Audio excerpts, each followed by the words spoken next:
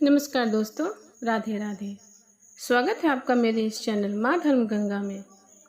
हर महीने के शुक्ल और कृष्ण पक्ष में अमावस्या और पूर्णिमा होती है। शुक्ल पक्ष में चंद्रमा का आकार बढ़ता है, जबकि कृष्ण पक्ष में चंद्रमा का आकार धीरे धीरे घटने लगता है। पूर्णिमा को चंद्रमा का आकार पूर्ण और चमकदार दिखाई देता है, जबकि अमावस्या पर चांद आकाश में दिखाई नहीं देता। अमावस्या को शास्त्र के अनुसार शुभ नहीं माना जाता है, क्योंकि इसके अशुभ परिणाम सामने आते हैं, जिसका असर सब पर पड़ता है।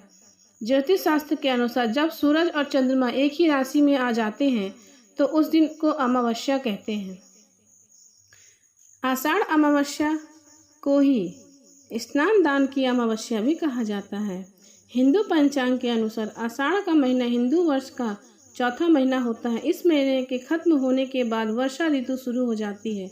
आषाढ़ अमावस्या के दिन दान पुण्य करने की प्रथा है।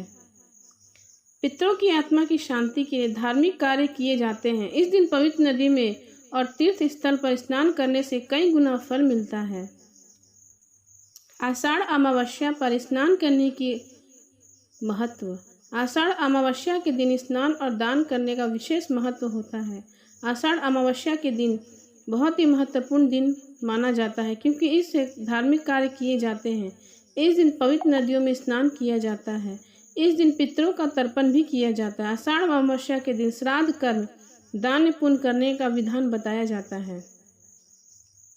जिन लोगों को राहु केतु के कारण बनने वाले पितृ दोष के कारण व्यक्ति को मानसिक तनाव रहता है और साथ ही कामों में बाधा आती है, इसलिए आषाढ़ अमावस्या के दिन किए जाने वाली पूजा से पितरों को प्रसन्न किया जाता है और उनका आशीर्वाद प्राप्त किया जाता है।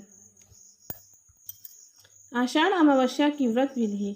आषाढ़ अमावस्या के दिन हिंदू अपने घर की साफ सफाई करते हैं। आषाढ़ अमावस्या की पूजा को किसी के निर्णय के लिए इष्ट देवता के प्रति प्रतिबंध किया जाता है।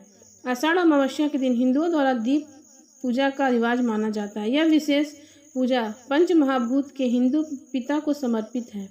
इनमें वायु, अग्नि, जल, आकाश और पृथ्वी को प्रमुख 5 घटक माना जाता है। इस दिन ध्यान देना चाहिए कि तालिका का चौरंग दीप पूजा के रिवाज के हिस्से के रूप में उपयोग किया जाना चाहिए। इस तालिका को अच्छी तरह से साफ करके उसकी सतह पर रंगोली का आयोजन के साथ श्रमित किया जाता है। सभी दियों को मेज पर एक वैध तरीके से रखा जाता है और पूजा के लिए लाइन में लगाते हुए लगाया जाता है। आषाढ़ अमावस्या की रात को घर के चारों ओर दिए रखे जाते हैं। अमावस्या के दिन देवी सरस्वती, देवी पार्वती और देवी लक्ष्मी की पूजा की जाती है। आषाढ़ अमावस्या के दिन व्रत करने से सारे पाप नष्ट हो जाते हैं। इस व्रत को इस लोक में सुख और परलोक में मुक्ति देने वाला होता है। आषाढ़ अमावस्या की व्रत कथा कुछ इस प्रकार है। स्वर्ग धाम के अलकापुरी नामक नगरी में एक कुबेर नामक राजा राज्य करता था। वह बड़ा ही शिव भक्त था। वह हर रोज शिव जी की पूजा किया करता था। राजा के यहाँ हेम नाम का एक माली हर रोज पूजन के लिए फूल लाया करता था। हेम माली की एक सुंदर पत्नी थी, जिसका नाम विशालाक्षी था। एक दिन माली मानसरोवर से फूल ले आया परंतु उसकी पत्नी के साथ हास्य विनोद करने लगा। राजा दोपहर तक माली की राह देखता रहा। राजा कुबेर ने अपने सेवकों को आज्ञा दी कि माली के न आने का कारण पता करो, क्योंकि वह अभी तक फूल लेकर नहीं आया है। सैनिकों ने कहा कि महाराज के माली बहुत पापी अति कामी है। वह अपनी स्त्री के साथ हास्य विनोद कर रहा है। यह सुनकर राजा को माली पर बहुत गुस्सा आ गया और राजा ने उस माली को बुलवाया। हेम माली राजा के सामने डर से कांपते हुए उपस्थित हुआ। राजा कुबेर ने गुस्से में आकर माली को डांटते हुए कहा कि अपने परम पूजनीय ईश्वर शिव जी महाराज का अनादर किया है, इसलिए वह स्त्री का वियोग सहेगा और मृत्यु लोक में जाकर कोढ़ी को हो जाएगा। राजा कुबेर के श्राप देने से हेम माली का स्वर्ग से पतन हो गया। वह उसी क्षण पृथ्वी पर जा गिरा। पृथ्वी पर आते ही उसके शरीर पर कोढ़ हो गया। हेम माली की स्त्री उसी समय अंतर ध्यान हो गई। पृथ्वी पर आकर माली ने बहुत दुख झेले। वह बिना भोजन और जल के जंगल में भटकता रहा।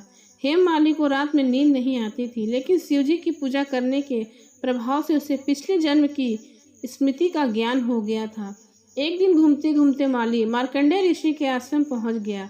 उसने देखा कि वह ऋषि ब्रह्मा से भी अधिक वृद्ध है और आश्रम ब्रह्मा के सभा के समान लगता था।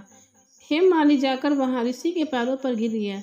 इसे देखकर ऋषि जी ने पूछा कि उसने ऐसा कौन सा पाप किया है जिसके प्रभाव से उसकी यह हालत हुई है। हेममालिनी ने ऋषि को सारा हाल बतलाया। ऋषि जी ने कहा कि उसे एक व्रत करना होगा जिससे तब ऋषि जी ने उद्धार हो कहा, जाए। आषाढ़ मास के कृष्ण पक्ष की अमावस्या का व्रत तुम्हें करना होगा तो तुम्हारे सारे पाप नष्ट हो जाएंगे। यह सुनकर माली बहुत खुश हो गया। उसने ऋषि जी को प्रणाम किया। इसके बाद हेममालिनी ने विधिपूर्वक व्रत किया। इस व्रत के प्रभाव से मालिक अपने पुराने रूप में आकर अपनी पत्नी के साथ सुखी सुखी रहने लगा। इस व्रत को करने से सारे पाप दूर हो जाते हैं। आषाढ़ मास की अमावस्या से जुड़ी एक अन्य कथा। हिंदू धर्म के अनुसार आषाढ़ मास के कृष्ण पक्ष की अमावस्या के दिन एक बार देवलोक में भगवान विष्णु ने यह सुना कि महाराज बलि अपने यज्ञ का आयोजन करना चाहते हैं और उनके लिए अपने शत्रुओं को बलिदान के लिए तैयार किया है। भगवान विष्णु ने उन्हें रोकने के लिए वामन अवतार धारण किया। वामन अवतार के रूप में भगवान विष्णु ने महाराज बलि से 3 कदम जमीन मांग ली। महाराज बलि ने उनकी मांग पूरी की, लेकिन 3 पग जमीन में भगवान ने सब कुछ ले लिया। जिसके बाद राजा ने भगवान के चरणों में अपना सिर रख दिया। तब भगवान ने वामन अवतार ने राजा को पाताल लोक में भेज दिया, जहां राजा ने उन्हें राज्य करने की अनुमति दे दी। उसके बाद आषाढ़ महीने के कृष्ण पक्ष की अमावस्या को विष्णु पूजा करने का दिन माना जाता है।